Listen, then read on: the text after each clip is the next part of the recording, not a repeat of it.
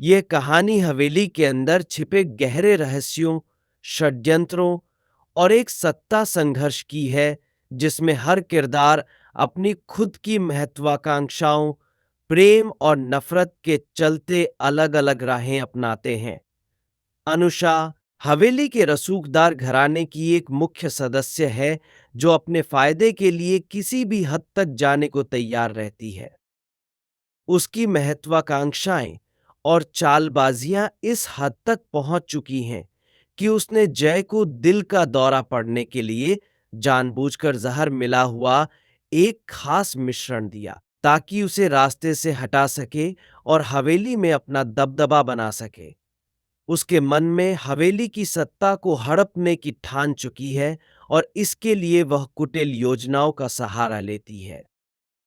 इस साजिश का खुलासा चुनरी को तब होता है जब वह अनुषा के खिलाफ सबूत इकट्ठा करने का निर्णय करती है। चुनरी जानती है कि अनुषा की साजिश के बारे में सभी को बताना न केवल कठिन होगा, बल्कि जोखिम भरा भी होगा। लेकिन चुनरी का एक गुप्त शुभचिंतक उसे इस जाल से बाहर निकालने में उसकी मदद करता है। शुभचिंतक उसे सही संकेत और सबूतों की तरफ मार्गदर्शन करता है, जिससे चुनरी धीरे धीरे अनुषा की चालों का पर्दाफाश करने लगती है। हवेली के अंदर एक प्राचीन कमरा होता है, जिसे पूर्वजों की पूजा और उनके अस्थियों के भंडारण के लिए उपयोग किया जाता है। अनुषा और चुनरी जब इस कमरे के पास पहुंचती हैं, तो जीसा द्वारा चेतावनी दी जाती है कि इस कमरे में किसी जीवित व्यक्ति का जाना अशुभ माना जाता है। यह बात अनुषा के दिमाग में एक डर पैदा करती है और चुनरी इसका फायदा उठाते हुए अपने उद्देश्य के और करीब आती है। चुनरी को अपने मकसद में कामयाबी पाने के लिए अनुषा से एक कबूलनामा चाहिए था, ताकि हवेली के लोग उसे और जय को निर्दोष मान सकें। इसके लिए चुनरी एक योजना बनाती है, जिसमें अनुषा को एहसास दिलाया जाता है कि उसने जो जय के साथ किया है, वह अब उसी के ऊपर भी लागू हो सकता है। चुनरी अनुषा को डराने के लिए उसके जूस में दवा मिला देने का झूठा नाटक करती है और उससे सच कबूल करवाती है। अनुषा जब चुनरी के बनाए जाल में फंस जाती है, तो वह जय के सामने कबूल करती है कि उसने दिल का दौरा पड़वाने के लिए उस पर दवा का प्रयोग किया था। यह सुनकर जय को गहरा आघात पहुंचता है और वह समझ जाता है कि अनुषा ने उसे केवल अपने फायदे के लिए इस्तेमाल किया। अनुषा से सारे रिश्ते तोड़कर उसे अपनी जिंदगी से बाहर कर देता है। अनुषा का यह स्वीकारोक्ति पूरे हवेली में सनसनी फैला देती है।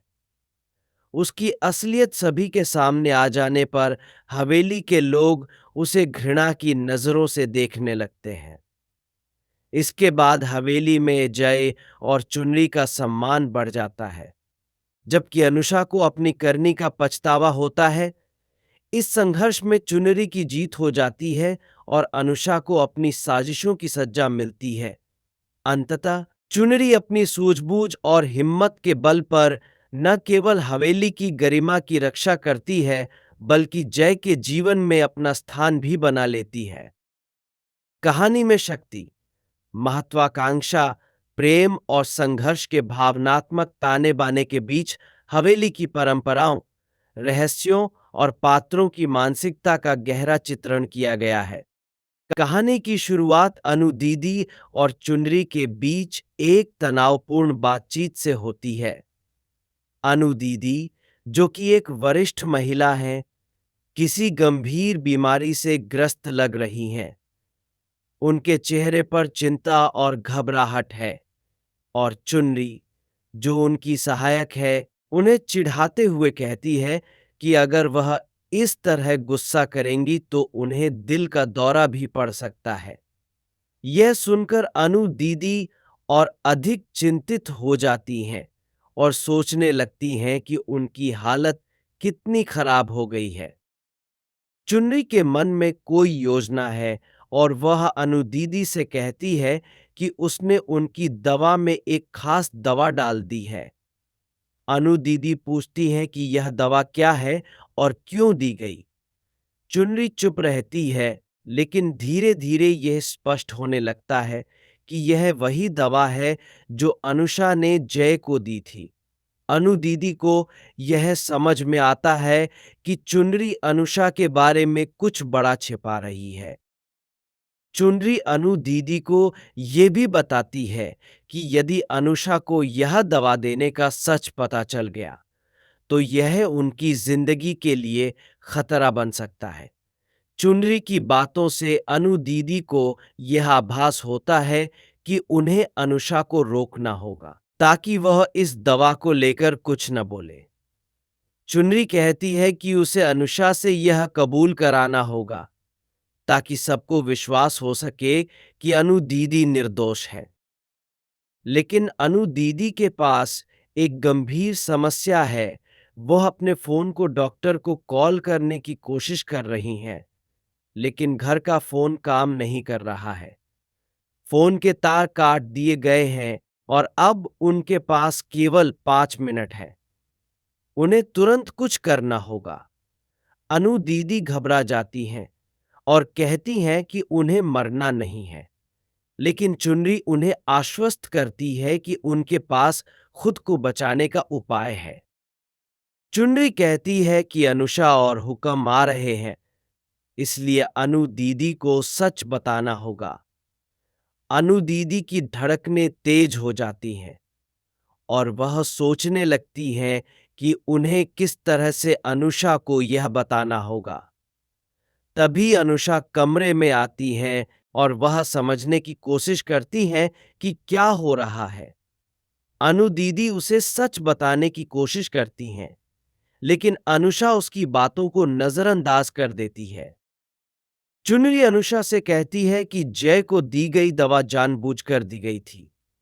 अनु दीदी को यह पता है कि अनुषा को उनकी बातें बकवास लग रही हैं। अनु दीदी इस बात पर जोर देती हैं कि उन्हें अपने प्यार का सम्मान करना चाहिए और अनुषा को यह बात समझ में आनी चाहिए। यह सच है कि अनु दीदी ने अनुषा को यह दवा दी थी, लेकिन उनके इरादे की भी बुरे नहीं थे। इस पर अनुषा गुस्से में आ जाती है और अनु दीदी पर आरोप लगाती है कि वह एक खतरनाक खेल खेल रही हैं। अनु दीदी बेताब होकर कहती है कि उनका यह सब करने का मकसद अनुषा को समझाना था। वह यह भी बताती है कि एक वफादार नौकर अपने मालिक के लिए जान दे सकता है, लेकिन उनकी जान नहीं ले सकता। अनुषा को अनु दीदी की बातें सुनकर हंसी आती है। वह सोचती है कि अनु दीदी ने खुद को सच्चाई का गहना पहनाया है, लेकिन वास्तव में वह केवल स्वार्थी है। अनु दीदी ने हमेशा यह दिखाने की कोशिश की है कि वह सच्ची है, लेकिन अब उनके सामने सच उजागर हो चुका है। जय इस पूरे घटनाक्रम को सुनकर दंग रह जाता है।